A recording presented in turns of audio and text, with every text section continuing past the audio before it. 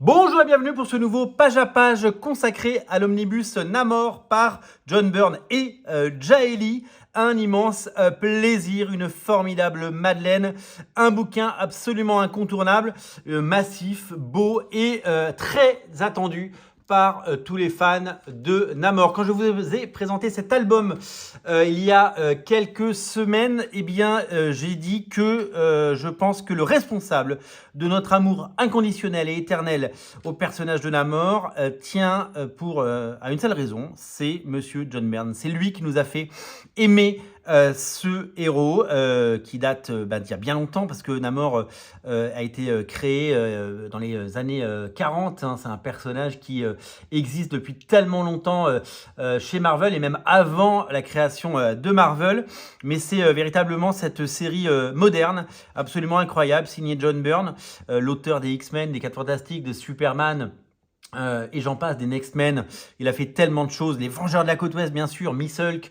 Il a une carrière phénoménale. C'est une légende. Et c'est lui qui a fait de cette série ce qu'elle est. On va attaquer parce qu'on discute. Et le bouquin, il est grand. Et donc, on a vraiment besoin de se plonger dedans. Le bouquin est somptueux, vous allez le voir. Et c'est un plaisir fou de redécouvrir cette série qui a débuté dans les pages de Strange. À l'époque, aux États-Unis, c'était en 1990. On a dû avoir ça, nous, en 91. Quel plaisir de voir que, d'abord, ça n'a pas vieilli. Et de voir ces pages absolument magnifiques, magnifiant ce héros. Scénario et dessin de John Byrne avec un ancrage de Bob Viasek. Et des épisodes et des pages qui vont vous rappeler bien entendu des souvenirs émus et qui vont vous faire replonger dans vos vertes années si vous avez eu la chance comme moi de découvrir ces pages dans Strange à l'époque. Quand je regarde ces pages, plein de souvenirs remontent et quel plaisir, bien sûr, de replonger, hein, c'est le cas de le dire, dans cette saga et dans ces aventures. Voilà, c'est typiquement, ça fait partie de ces pages dès l'épisode numéro 2 qui m'ont marqué, ce griffon absolument magnifique.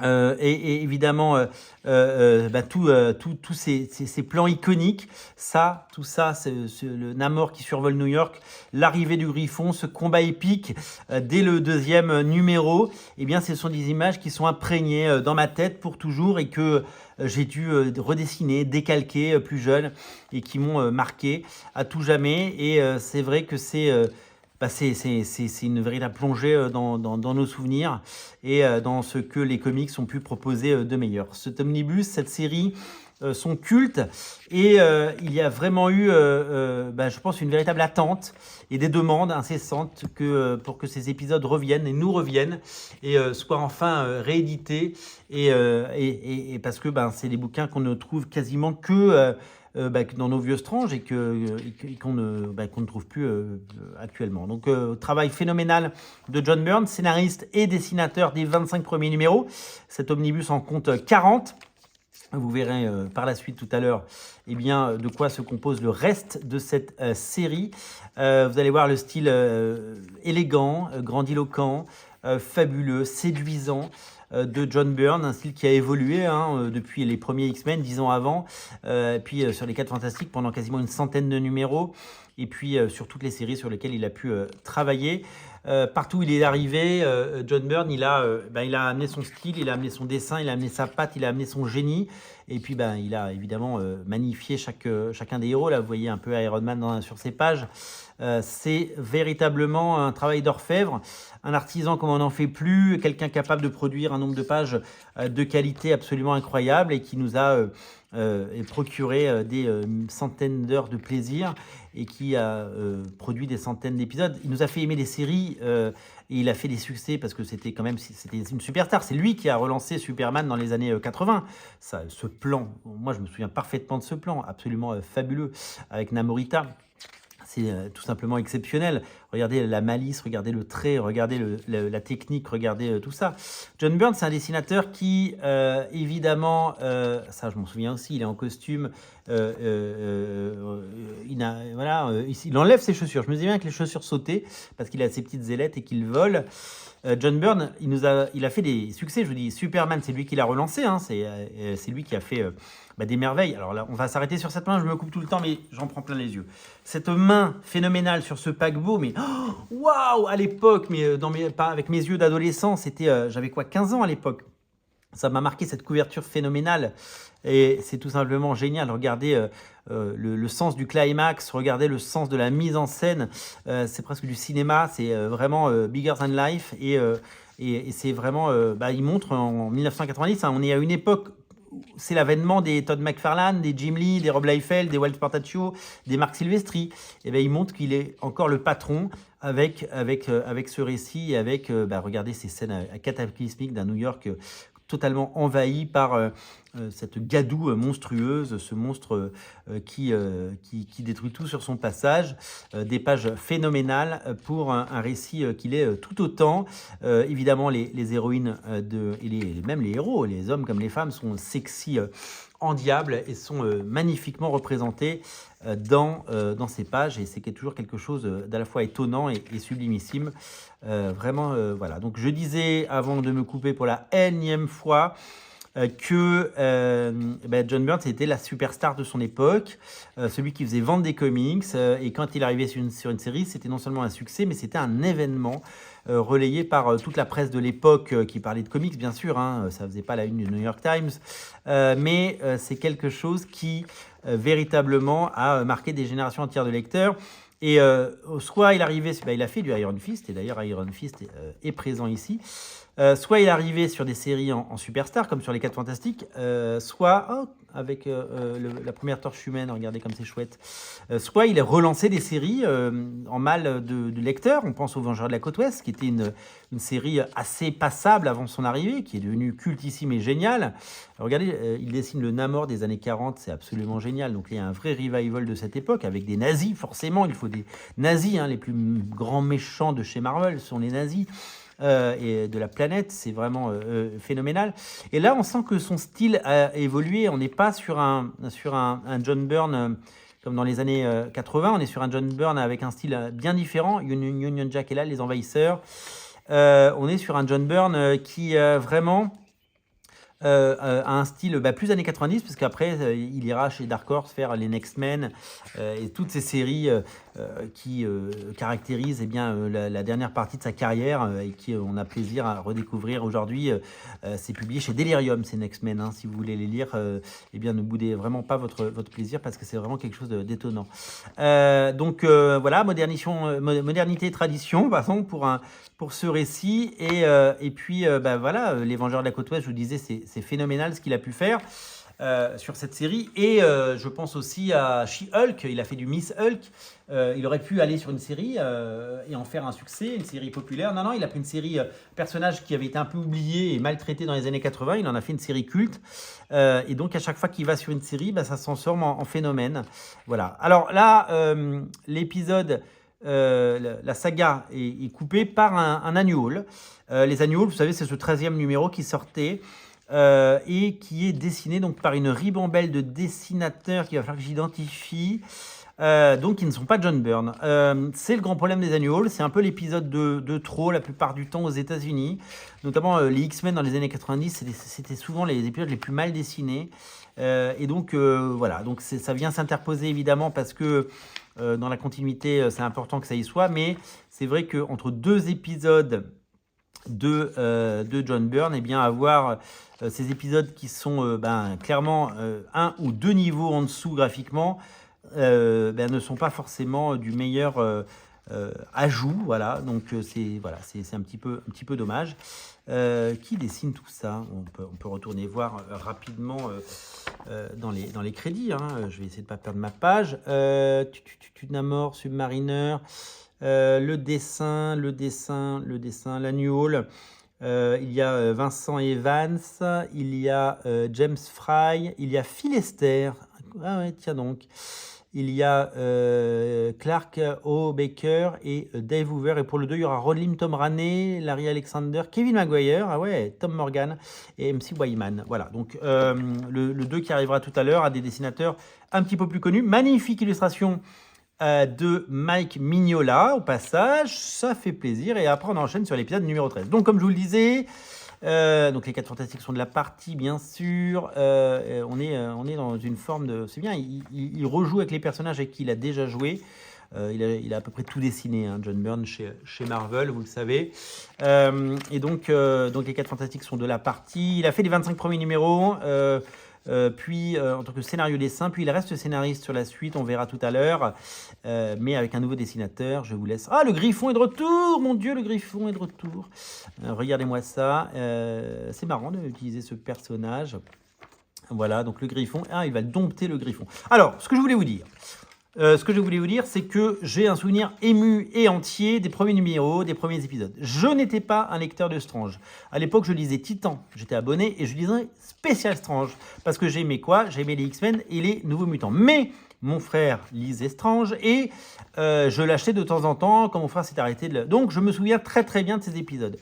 Mais je me souviens des premiers. Là, typiquement, toutes ces pages-là que vous voyez, avec Iron Fist, là, eh bien, ça ne me dit rien. J'ai l'impression de les découvrir avec vous. J'ai vraiment l'impression que c'est quelque chose de totalement nouveau.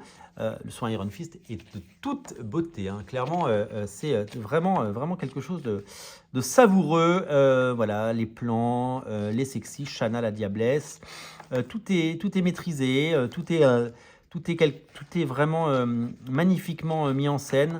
C'est de la très bonne monnaie. Et puis, c'est un dessinateur qui nous fait 25... Oh, le super... Ça, je m'en souviens. Ça, je m'en souviens très, très bien. Je disais qu'il y a des pages dont je ne me souvenais pas. Et en fait, c'était pas Danny Rand. Spoiler alert, c'était pas Iron Fist. C'était le Super Skrull qui a la capacité de se métamorphoser, bien sûr, comme tous les Skrulls, mais qui récupère les pouvoirs des héros qui le... Voilà. Donc ça, je m'en souviens. Voilà. En fait, il y a des choses qui marquent plus que d'autres. Un esprit, alors, je fais appel à des souvenirs qui datent, hein, puisque j'avais 15 ans et que j'en ai 47. Donc forcément, ça nous rajeunit pas, voilà, tout ça. Hein. On est sur quelque chose d'assez lointain, voilà, c'est le moins qu'on puisse dire. Donc voilà, donc il y a des pages qui évidemment me reviennent et d'autres qui sont totalement étrangères. Déjà l'épisode 20, rendez-vous compte dans... Oh là là, regardez la maîtrise de ça, c'est incroyable. 25 numéros d'affilée par le même dessinateur, c'est quelque chose qui n'existe plus. Surtout que c'est pas sorti en 5 ans, c'est sorti en 2. Et donc, non, quel talent, quel génie et quel plaisir. Merci Panini. Merci Panini pour 2 raisons. La première raison, c'est que d'abord, ils ont réédité cet omnibus qui est disponible partout. Vous pouvez en faire l'acquisition et j'espère que ce page à page vous aidera à vous convaincre. Et merci d'avoir mis à disposition cet omnibus parce que vous savez, j'ai un partenariat avec Panini sur Radio Comics. Donc ça, c'est du Kevin Maguire, je pense. Ouais, c'est Kevin Maguire. Et donc, c'est Panini qui me fournit les omnibus pour que je puisse faire les pages à page et vous les montrer. Voilà. Répartition des tâches, ils éditent et je vous montre. Et peut-être que dans les 23 000 abonnés de cette chaîne et les centaines, voire milliers de personnes qui vont voir cette vidéo, peut-être que certains d'entre vous auront le désir de lire et de découvrir cet omnibus et d'en faire l'acquisition, de le ramener à la maison, voilà, tout simplement. Annual 2, toujours, avec James Fry au dessin, mais James Fry, il a disparu de la circulation. Il a un style intéressant, James Fry, c'est assez intéressant. Pour le coup, il y a un côté Kyle Hotz, il y a un côté un peu... J'aime bien. Alors, j'ai cru voir qu'il y avait aussi du Tom Raney, un dessinateur que j'ai toujours adoré, Tom Raney. Super dessinateur, vraiment hyper talentueux. Tom Morgan au dessin. Mais en fait, ce sont les différents annuals, voilà, c'est ça, et qui forment un crossover. Ça y est, j'ai compris. Donc là, c'est Ron Mars et Tom Morgan au dessin. Donc je pense que l'épisode d'après, c'est en effet Tom Raney et peut-être Ron Lim. Oh, dis donc, là, ça se veut sexy, mais c'est pas très bien dessiné. Bizarre les fesses comme ça. Moi, je me ferai pas censurer la vidéo, c'est pas mal. Non, graphiquement, ça c'est le pire des années 80, 90, si vous voulez. Mon humble avis, c'est pas très heureux. Bon, les annuals, je vous l'ai dit, c'est jamais fabuleux. Mais là, pour le coup, c'est pas ouf. Et là, on est sur MC Wyman. Bon, je ne sais pas où sont Ron Lim et Tom Raney. On les découvrira peut-être plus tard. Voilà. Mais donc, voilà. Donc bon, ça, c'est un crossover. Voilà. J'aurais préféré moins de crossover et plus de John Byrne. Mais bon, c'est pas moi qui choisis. Voilà. Et là, on revient avec Ron Mars. Alors, une backup par Ron Lim. Ron Lim qui a toujours fait partie des piliers chez Marvel, qui a toujours été là. Il a fait beaucoup de Silver Surfer, des 4 Fantastiques. Et Tom Raney, ça y est, Tom Raney, j'ai toujours aimé Tom Raney. Sur ses X-Men, sur Stormwatch. Très sexy, Tom Raney, très très sexy. Pour le coup. Donc ça, c'est très joli. Nous arrivons sur l'épisode numéro 21. Nous reprenons le fil de notre saga par John Byrne. Voilà, donc les épisodes que vous avez... Oh, Wolverine est de la partie. Alors, je situe pas bien, mais peut-être que vous pourrez m'aider. Je ne situe pas forcément très très bien le run de John Byrne sur Namor et son arrivée sur Wolverine, parce que Wolverine, il a pris la suite de John Buscema, après c'est Marc Silvestri. Donc est-ce qu'il l'a fait? Oui, il a dû le faire avant, parce que la série Wolverine a débuté à la fin des années 80, donc Wolverine, ça doit dater d'avant, voilà. Et ce Wolverine va donc arriver dans les pages. Donc là, Danny Rand, qui visiblement a été prisonnier, puisque remplacé par le Super Skrull, est délivré par ses acolytes. Comme nous pouvons le deviner, ça y est, il revient à la vie, mais très affaibli. Et Wolverine, qui a l'air attaché à une liane depuis 3 épisodes, va enfin pouvoir libérer ses liens et venir castagner. Bah non, ah voilà, si ça, bagarre, il y a bagarre, donc voilà. Donc voilà, donc, pour moi, ces épisodes ont été dessinés après la série Wolverine. Alors nous, on les a eus en décalé, bien sûr, mais voilà. Épisode 25, dernier épisode, je crois, de John Byrne, puisque dans un John Byrne, c'est marrant, c'est très différent, mais peut-être que c'est ancré différemment, peut-être qu'il s'ancre lui-même, j'ai pas vérifié. En tout cas, son style a bien évolué sur ces 25 numéros, et je vous l'annonce, parce que j'ai parcouru l'omnibus avant, scénario et dessin, c'est ça, il n'y a pas d'ancrage en fait, quand c'est pas ancré c'est différent. Et là, épisode 26 avec l'arrivée de Jae Lee. Alors Jae Lee, c'est le dessinateur de Hellshock, c'est le dessinateur de séries comme évidemment Sentry, Inhumans, X-Factor, et il a fait énormément de choses dans sa carrière. Il a travaillé sur Wildcats, Wildcats Trilogy, il a travaillé sur énormément de choses, et avant d'être la superstar qu'il est devenu, eh bien, il a fait ses armes en prenant la suite. Alors, je pense que le public à l'époque a dû être déconcerté, mais dans un style hyper assuré et assuré, dans un style qui rappelle au départ vachement des dessinateurs comme Bill Sienkiewicz, avec un Namor barbu, aux cheveux longs, un Namor très différent. Et je le sais parce que je me renseigne. D'abord, regardez graphiquement comme c'est joli. D'abord, c'est la naissance d'un artiste qui a ensuite performé et qui a ensuite régalé des générations entières de lecteurs. Et c'est surtout que ces épisodes, même si je pense que les lecteurs très classiques de John Byrne des années 80 qui ne veulent pas voir à travers autre chose que ces années-là, eh bien, ils ont dû être complètement choqués par l'arrivée de Jae Lee, et je pense qu'à l'époque, s'il y avait eu les réseaux sociaux, tout le monde aurait dit « mais il ne sait pas dessiner, rendez-nous John Byrne ». Je sais aussi, de source sûre, puisque je regarde ce qui se passe sur les réseaux, c'est que quand cet omnibus a été annoncé, les lecteurs étaient quasiment aussi contents, et autant contents, je ne sais pas comment on dit, de retrouver John Byrne sur les 25 premiers numéros que Jae Lee sur les suivants. C'est-à-dire que ces épisodes sont rentrés dans l'histoire, voilà, de la même façon que ceux de John Byrne sont rentrés dans l'histoire. Donc c'est vraiment la somme de 2 talents qui ont ensemble produit 40 numéros d'exception d'une série cultissime qui est rentrée dans l'histoire, dans la postérité, dans la légende, et qui continue bien de nous régaler, bien sûr, parce que c'est tout simplement... quelque chose de graphiquement époustouflant. Vous assistez à plus que la naissance d'un artiste. Oui, on a même du mal à reconnaître Jae Lee par moment, parce que Jae Lee, son style a pris plusieurs formes. Ce qu'il fait sur Inhumans et Sentry, c'est pas pareil que ce qu'il fait aujourd'hui, parce qu'aujourd'hui, même s'il est beaucoup plus rare, c'est un dessinateur qui a un style très épuré aujourd'hui, et qui avait un style qui rappelle Bill Sienkiewicz et tous ces dessinateurs géniaux qui sont nés dans les années 80 et qui ont apporté un vent de fraîcheur et un talent très différent, avec des propositions graphiques qu'on ne voit pas ailleurs. C'est ça aussi la force de Marvel, c'est d'aller chercher des talents ailleurs et d'imposer des artistes qui, de prime abord, ne copient pas ce qu'ont fait les autres, mais qui... vraiment nous régale. Il y a un côté Team Cell aussi par endroit, il y a un petit côté Mignola dans le côté Voilà. Là on commence à découvrir le Jaeli qu'on verra plus tard dans X Factor et qu'on verra plus tard sur ses propres créations. Moi, j'ai eu le plaisir d'éditer, vous le savez, c'était le premier titre à Lion Comics, son Hellshock, qui a eu un franc succès puisqu'on l'a vendu en direct et que ça a rencontré son public. Vous nous avez suivis. Un bouquin vraiment génial qu'on a adoré faire. Voilà, une autre vision plus noire, plus dark, plus sombre de Namor, mais tout aussi importante et tout aussi agréable et tout aussi belle, qui n'a jamais cessé de rester un souvenir marquant dans le souvenir collectif et dans le cœur des fans. Ça, c'est une évidence parce que je le sais, je le lis, je le vois.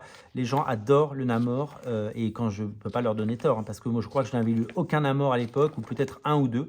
Là, c'est très très joli ce que je vois là.